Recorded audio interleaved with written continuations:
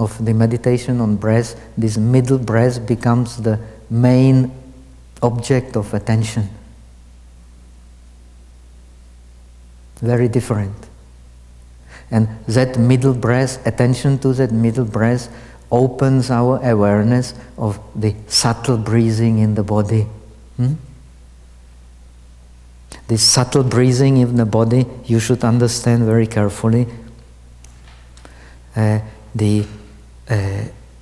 Buddhism is a teaching of dependent origination. Very important to understand. So, important aspect of dependent origination is that our mind always depends on the object of the mind. When the object of the mind is gross, the mind is also gross. When the object of the mind becomes subtle, the mind also becomes subtle. Very important to understand.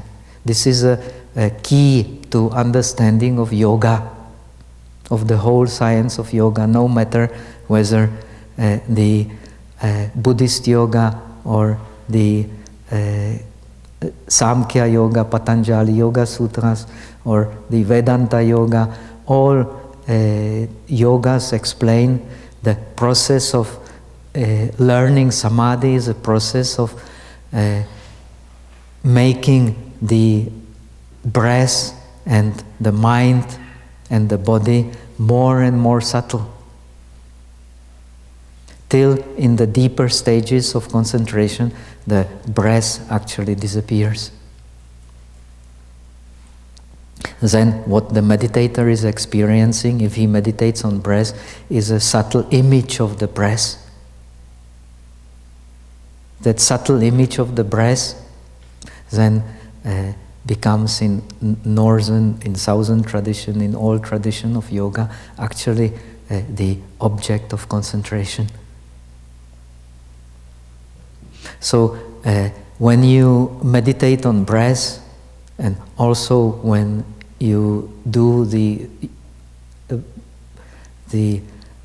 postures, you should try to put your attention on the breath and breathe in such a way that the breath does not make sound, that the breath does not encounter obstacles, and that the breath becomes subtle. So 4 kinds of breaths explained in the Tiantai tradition. The first is making sound, which is not conducive to concentration. Second is breath encountering obstacles, which is also not conducive to deep concentration. Obstacles of the breath are connected with obstacles in the body, and the body, according to Buddhism, is a result of our karma. So it is connected also with some karmic obstacles that we all have. Then the gross breath, even so the breath does not make sound, does not encounter obstacles, as long as it is gross, it will not be connected with the deep concentration. So only when the breath is not making sound, when it is not encountering obstacles, and when it is not gross, we will be able to go into deep concentration. According to our Buddhist scriptures, the deep concentration can be practiced even in the walking meditation and in all bodily postures in which we spend our life. That means in sitting, in standing, in walking, in lying down. In all these 4 postures, one can learn to meditate. In the science of yoga, as you know, the Indian yoga tradition connects the training of the mind with training of the body, which is called asana, the science of correct postures, and the science of correct breathing, which is called pranayama. So these three come together when the body posture is stable and comfortable. The quality of breath will change. When the quality of breath will change, the quality of mind will change. When the quality of mind is changing, the mind and the body will attune to the state of deep concentration. Then one can experience the state of the pure mind without obstacles for a long, long time. If one can experience the state of pure mind without defilements for a long time, the personality and the way of thinking will be changed. The science of yoga is the science of transformation of mind.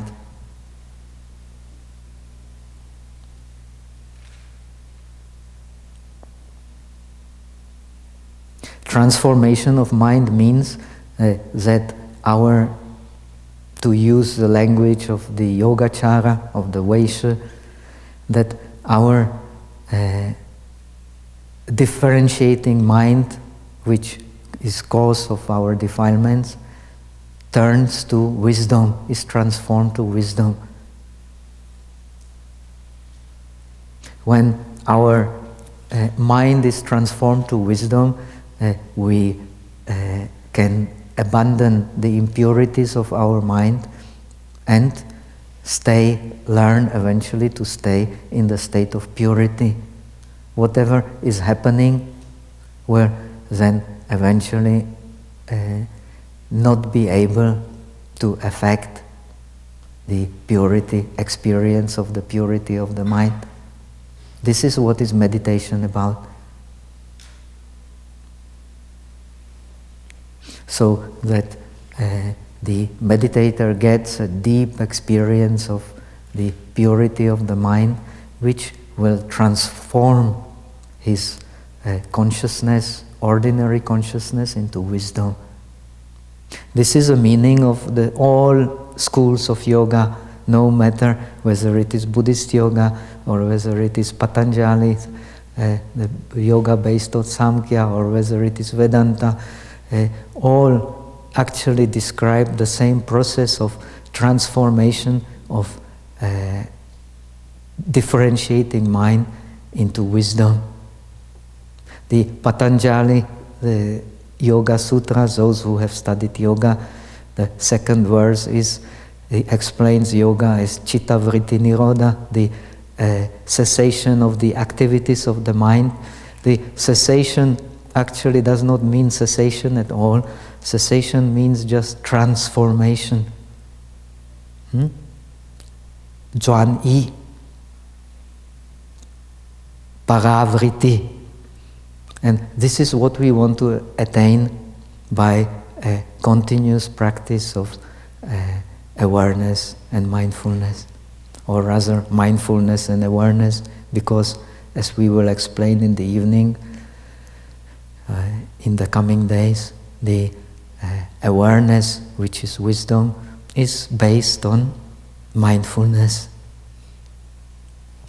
So now we come to the correct bodily postures, which we will be trying to learn in the coming days. And since we are paying special attention to sitting, sitting is our main concern during this meditation retreat. Why? You should know. Because we feel the stability of the body most clearly when we're sitting, right? That's why the yogis mostly are emphasizing sitting, because the sitting is our most stable bodily posture. But unfortunately, most of us do not sit correctly. Sitting correctly is explained in all traditions of yoga, also Buddhist, also Southern Buddhism, also Northern Buddhism, as the condition for isolation of the body and the mind, which is the necessary condition for entering deep concentration. So, as Visuddhimagga, the main, most important scripture for meditation in Southern Buddhism explains, when we sit correctly, our sinews and our skin is not twisted. That means when we sit correctly, it is exactly described what happens. The sheet or mat on which we sit explains Visuddhimagga, especially the commentary to Visuddhimagga. There will be no folds because we are not moving. If we sit in such a way, then eventually we will be able to turn those twisted sinews and the skin again into the proper untwisted condition. Myself, this old monk, I have experienced 2 accidents which have completely shifted my body, and then not being wise enough and following blindly instructions of the teachers, I have been trying for years to force myself into the lotus posture and experiencing terrible discomfort for hours and hours, torturing myself sitting in the lotus posture because the Buddha is pictured like that. What happened? The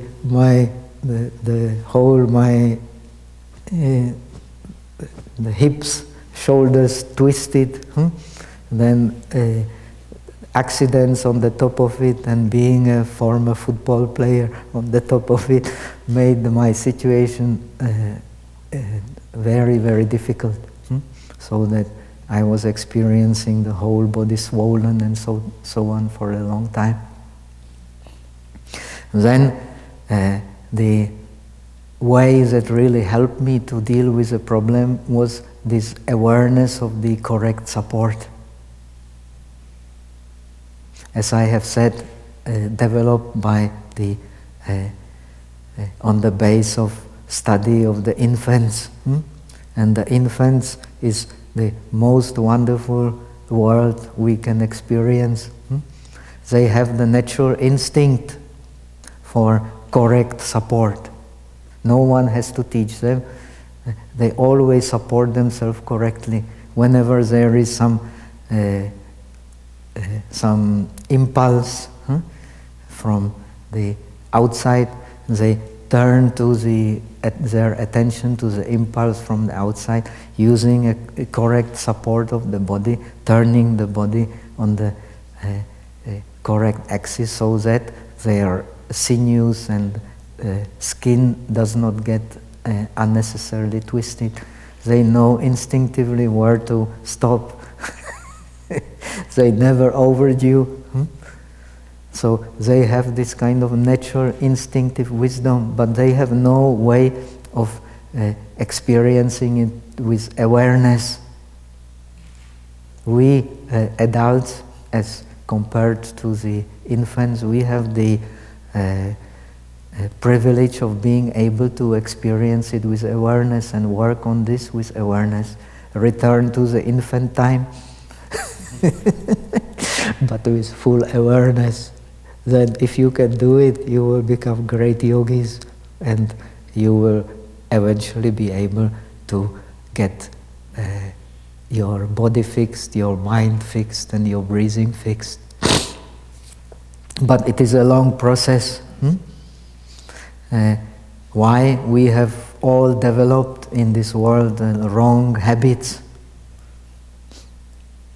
These habits is what is preventing us from meditating. These habits are very deep. And these habits, of course, cannot be removed in 1 day or 2 days, or in 1 week or 2 weeks or 3 weeks meditation. You have to, the more you meditate, the more you experience mindfulness, awareness in bodily postures. The more the body and the mind starts to adopt again to the, say, natural condition. Natural condition is precisely when the, as Visuddhimagga explains, when our sinews, our muscles, our bones, our skin is not twisted, and the energy flows freely in the body, like in the case of the infants. This is what we want to attain by learning yoga correctly.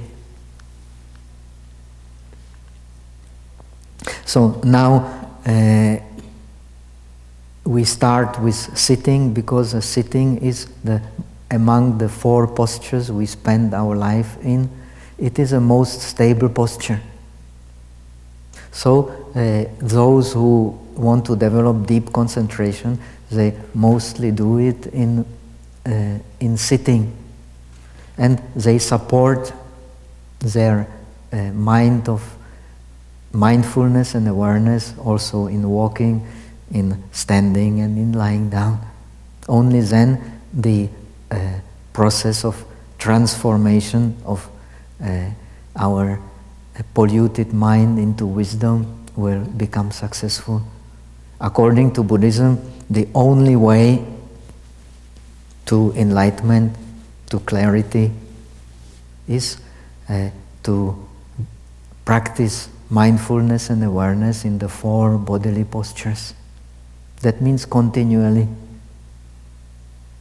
No one, no exception to that, no matter what practices he have been practicing, has ever attained realization without continuous practice.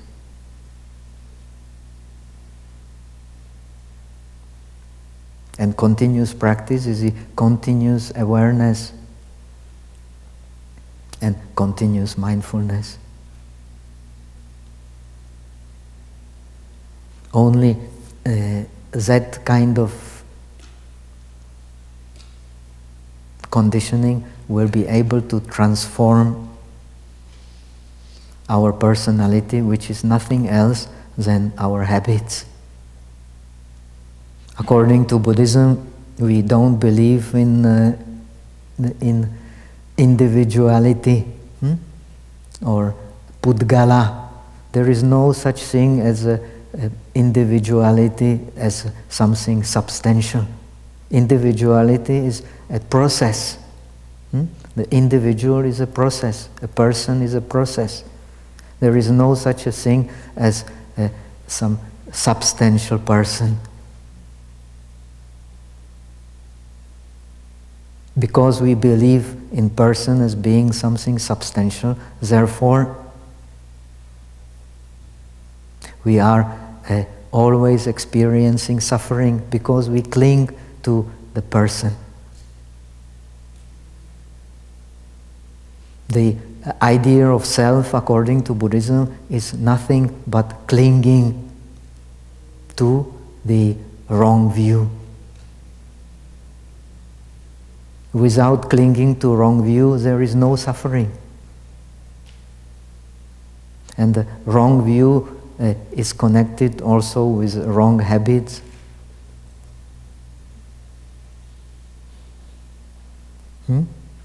And these are very deep. To get rid of the wrong view intellectually is not so difficult, but to get rid of the energies connected with the wrong view of the substantial personality and substantiality in things that this personality experiences in the world is a very, very difficult, long process. When we have realized directly, not intellectually, the object of the realization, that means emptiness or suchness, or nirvana, however you call it, we will have removed the tendency to identify with the self. But these energies of clinging to the self, they connected with this, our previous habits based on wrong view, they still continue, and they continue in a way which still, because our body in practice of meditation becomes more and more sensitive, they continue in a way which becomes more and more subtle. So the process of progressing in meditation is nothing else but the process of making the mind more and more subtle through the practice of more and more awareness and mindfulness of non-self, non-substantiality in the self and in the world that our self is experiencing. That's all.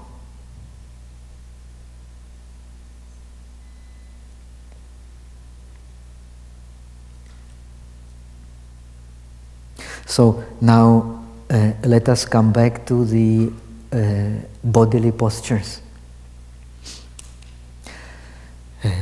The first question that crops is, how do we sit correctly?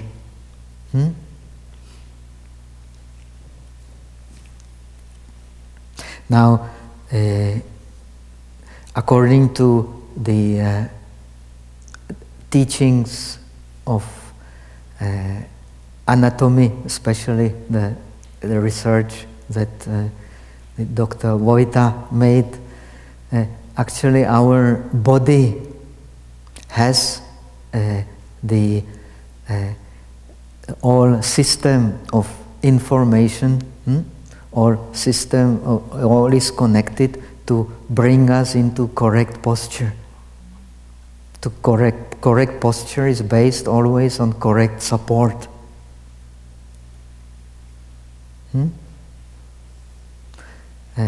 Why the laws governing our body are connected with the physical laws. When we have the correct support, suppose you have a car with the wheels like this, then you know this car is not going to work efficiently for a long time. It needs a correct support to work efficiently. Otherwise, the wheels will make the axis and the whole structure disintegrate. Similarly, when our body has a correct support, it will adopt to that correct support, and then the information that is given to the body, then from the brain, will be different.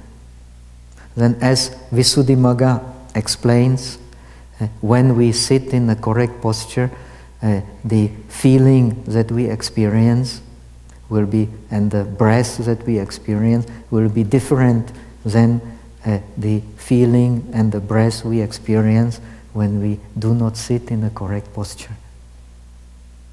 And correct posture is correct support.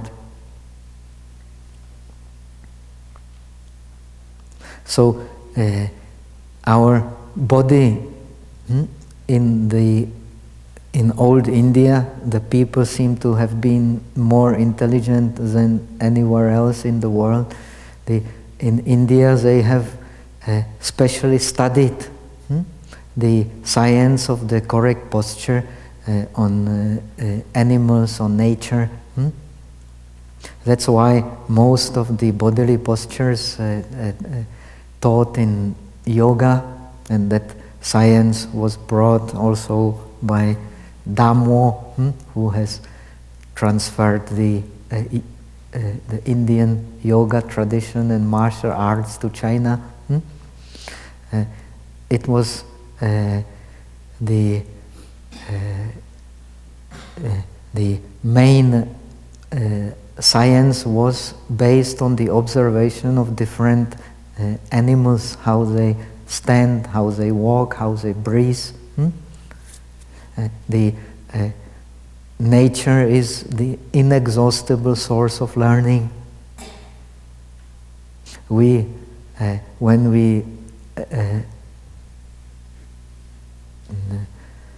we become alienated from nature, we become alienated from ourselves. Then we create a lot of nuisance in the world. And we ourselves become the greatest nuisance in the world. So it's always, we have to keep in mind, we are part of the nature, never separate from the nature, and if we alienate from the nature, we alienate from ourselves. Then we create so much unnecessary suffering to ourselves and to others. So the nature has coded our body, just like a computer.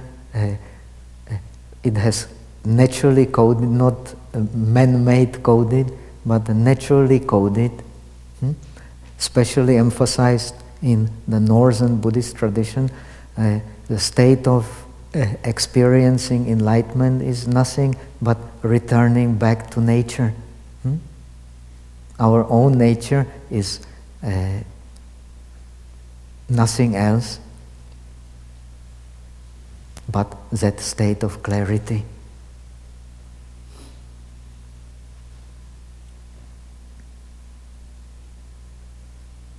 So the nature has coded our body, how we should sit, how we should stand, how we should walk, how we should lay down. But we are not listening to the language of the nature because our mind has been affected by what we have been taught. By our parents, at school, and by society, all kinds of pressures, all kinds of conditioning which caused us to separate us from nature. So in this sense, it is so important to study the infants which are still connected with the nature.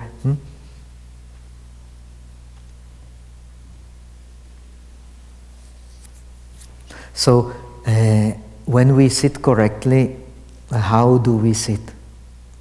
Our body is informing us.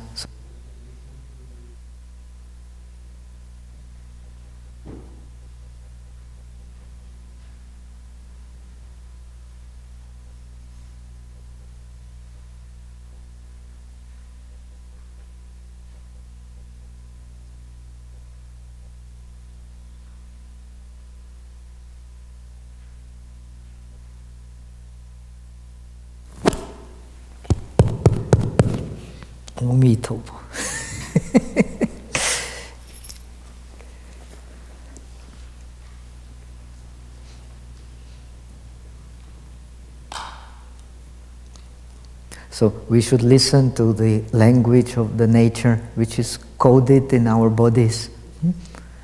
So when we sit correctly, we should be sitting on these muscles which are connected our we should have some anatomic model to see it very correctly. We have so-called two sitting bones. two triangular bones at the two sides of our anus. Behind these, there is a muscle. We have, fortunately, with us a great expert in. He can explain much more effectively than myself. What are these? Please, Dimitri. What are these muscles behind the sitting bones, connecting the hips with the knees?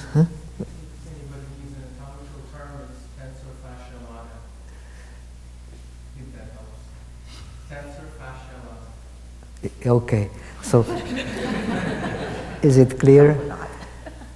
So we should sit on these muscles, not just on the sitting bones.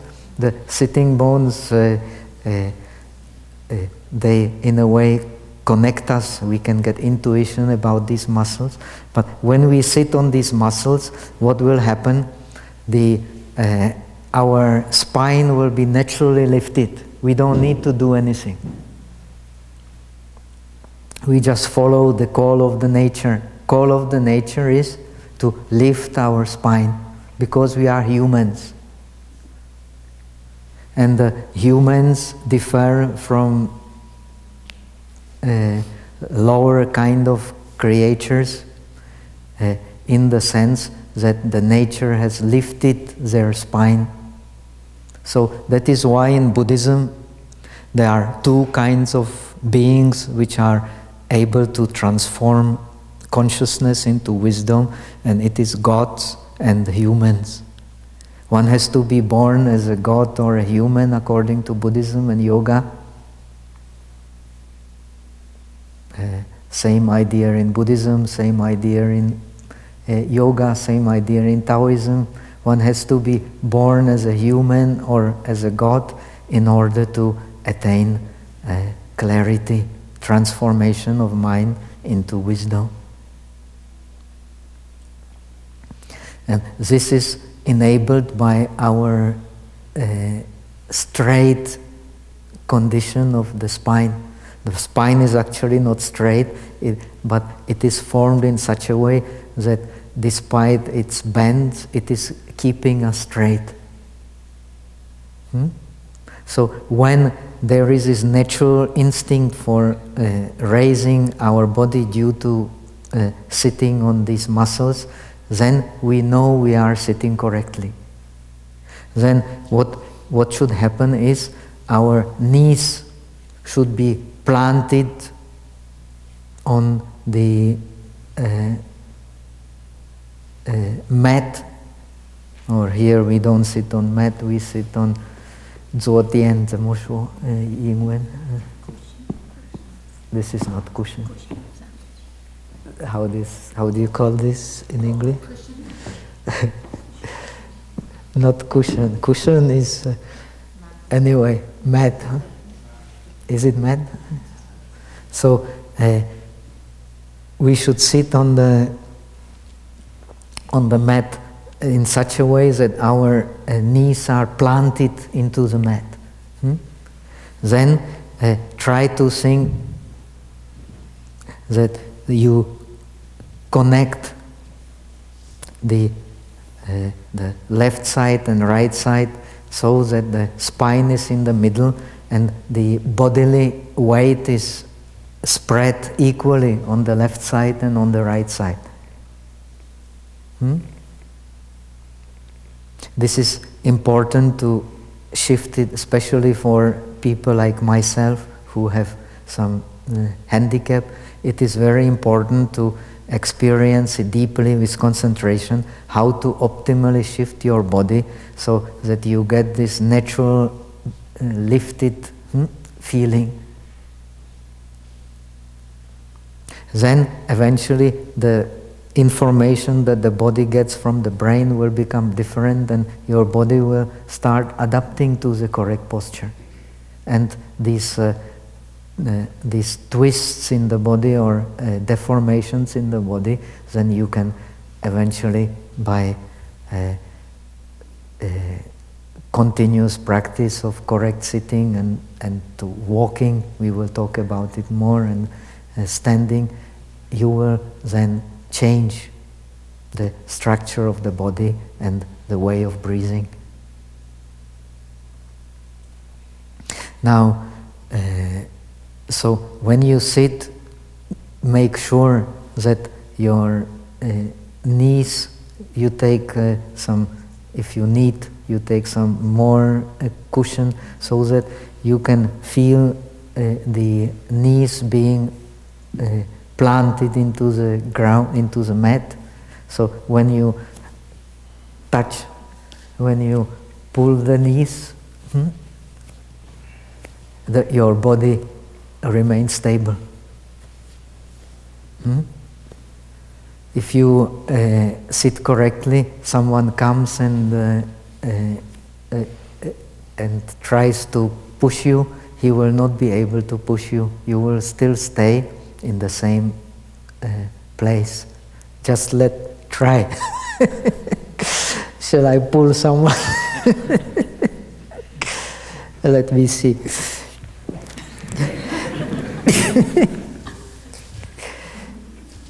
Opla. Thank you. No. It's not perfect. So you have to take some cushion. Then it becomes perfect. Yeah, this is pretty good. You feel stable, right? I push him, he does not. He stays.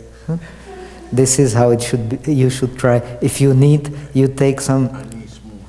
You take some higher cushion, so that you can higher cushion. It's better than put a support here. Right. Okay. Okay. Is it clear? Suppose if you sit the half lotus, make the same rule. Best is not to force it. Try to sit in the correct balance without forcing it. Don't. When you have been sitting for some time with the correct support, the body will change. Then eventually you will be able to sit even for a long time comfortably in the lotus posture. But if you force it, it will completely twist, like in my case, the structure of your body, so that the sinews, skin, everything will become twisted. Then you will never feel comfort in meditation, and you will always you will always start moving here, moving there. So when you sit, you can do a slight movements to help yourself. If you sit with one leg, so you should sit so that the other knee is also getting support. It's not good to sit like this, for example. Then you feel always tension. Then you have to put it in such a way that you get with the other knee also support.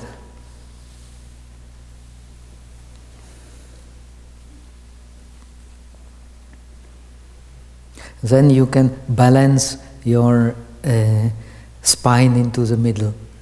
Then as you sit, remember the breathing and the bodily posture are very closely connected. When your concentration becomes better, you can actually release the tensions in the body through breathing. Breathing here means prana, chi. It does not mean just breathing like this. According to yoga principle, very important principle, you should always keep it in mind. The mind cannot move without the chi. In yoga books, also in Taoist books, the chi is, or the prana, or the subtle breath, is compared to the horse, and the mind is a rider. So remember, wherever the rider goes, wherever the mind goes in the body, there the chi will also go.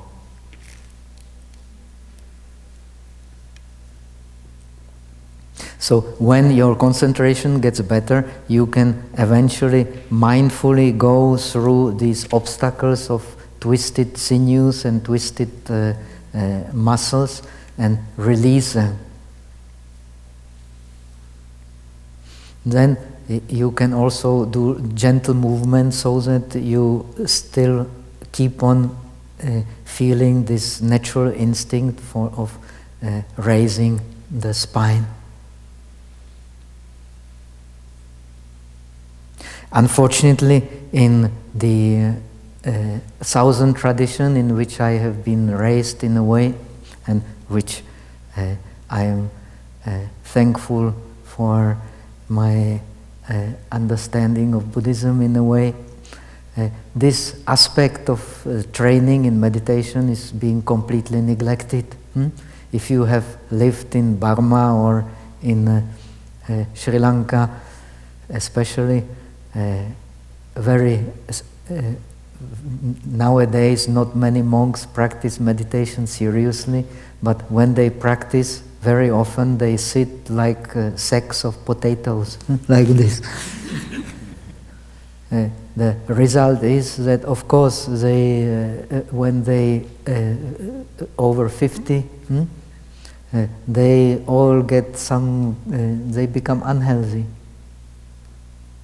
And it is not necessary at all when one pays attention to these principles of correct sitting.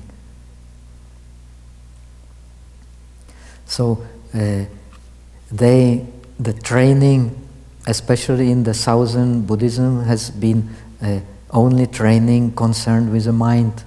Actually, in the books it is not so.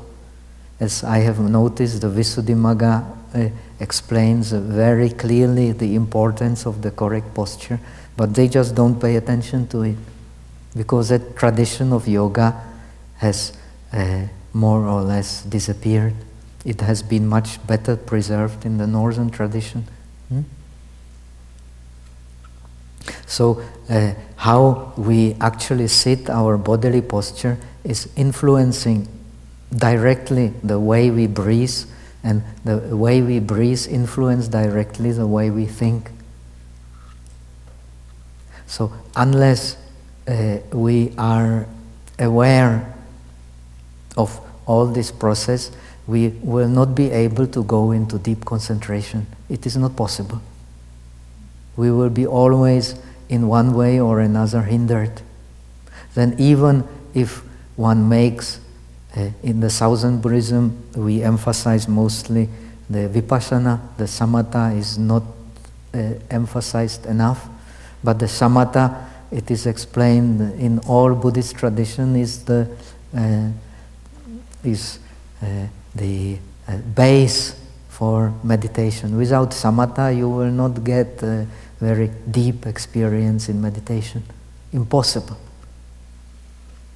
Even if you succeed in Vipassana, you will always have some kind of one-sided view, because you only experience suffering, you don't experience the happiness of the pure conditioning.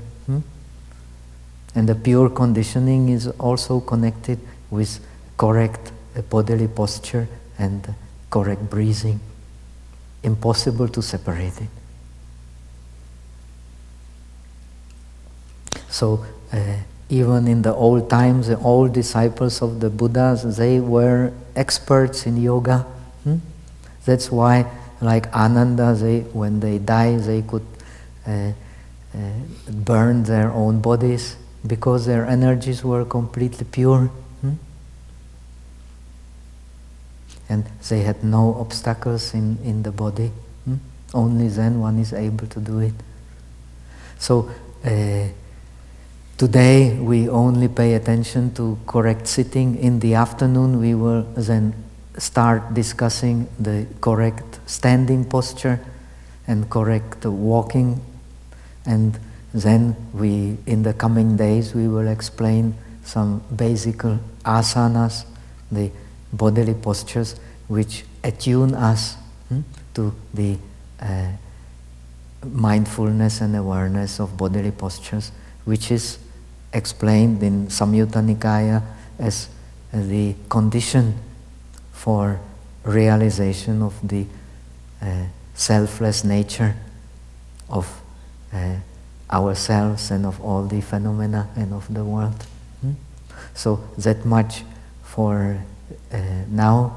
We will have a lot of time to discuss these things in the coming days, and most important, to practice them. So now we have 5 minutes break to adopt to meditation, and we do the next session of meditation before lunch.